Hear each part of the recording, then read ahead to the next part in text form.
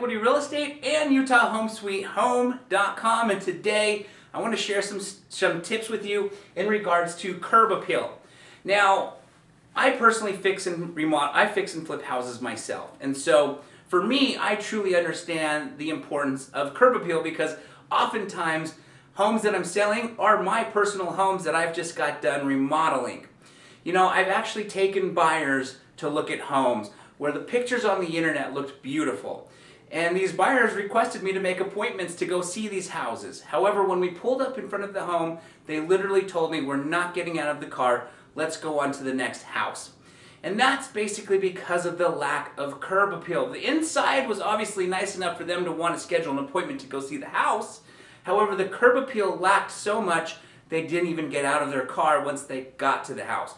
Now, this doesn't happen often, but basically, I want to make sure if it does happen, it doesn't happen to me due to curb appeal on any of the homes that I'm remodeling or any of the homes of clients that I'm representing.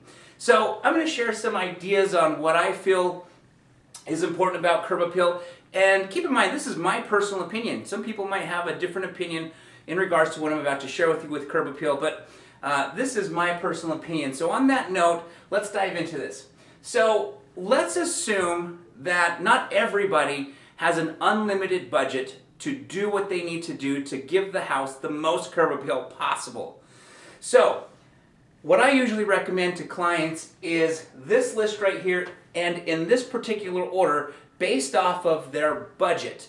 And the reason I say that is because here at the top, you don't need any money. These first two steps, you actually don't need any money to improve the curb appeal, which is why those are the first two steps. Rather than going in there and starting to spend money right off the bat, you may not need to. So the first tip that I want to share with you is just make sure your house is clean. The yard is cleaned up.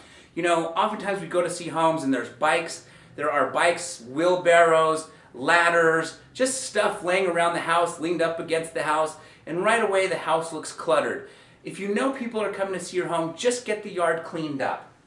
Remove all of the clutter. There's a statement in art that less is more. The more appealing art typically to the masses, they have done studies that show the less that was done to that artwork, the more people appreciated that artwork. So keep that in mind, less is more. Don't do too much stuff with the front of your home. Remove clutter, get it cleaned up. Okay, that is free. That's why that's the first tip. Some people just don't even think about that, and that's why we're talking about it today. The second thing is depersonalize your home.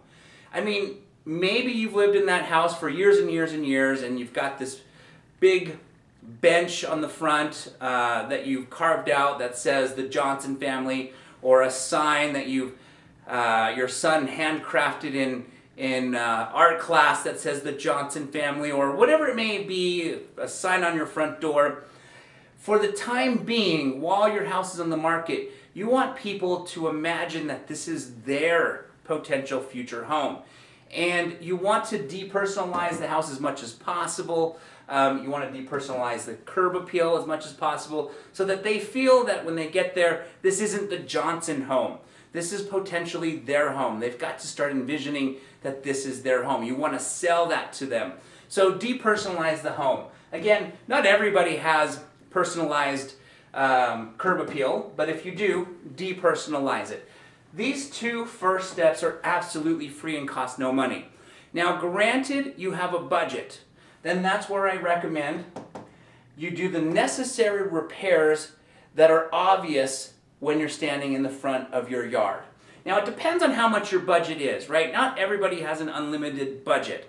So, in my recommendation, repair what is obvious, so that if somebody pulls up and there's this hanging gutter, they're not going to drive away going, "Oh my gosh, if that's hanging in the front yard, I can't imagine what's going to be dangling and hanging inside the house," right? So make the obvious repairs. I'm not saying that you don't make necessary repairs, because any necessary repairs are going to be discovered in the home inspection of your buyer anyway.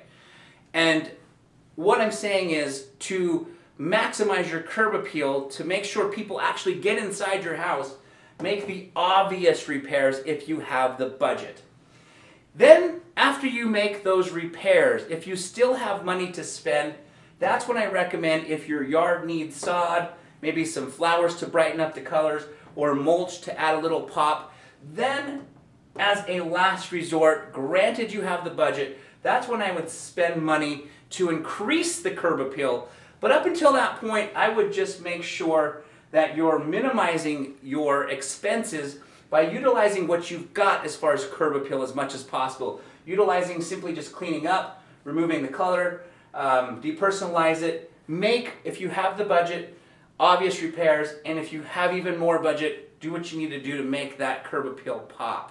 Alright guys, so this is a little tip that I want to share with you. This is what I literally do on my own properties that we go in and we remodel and put back on the market.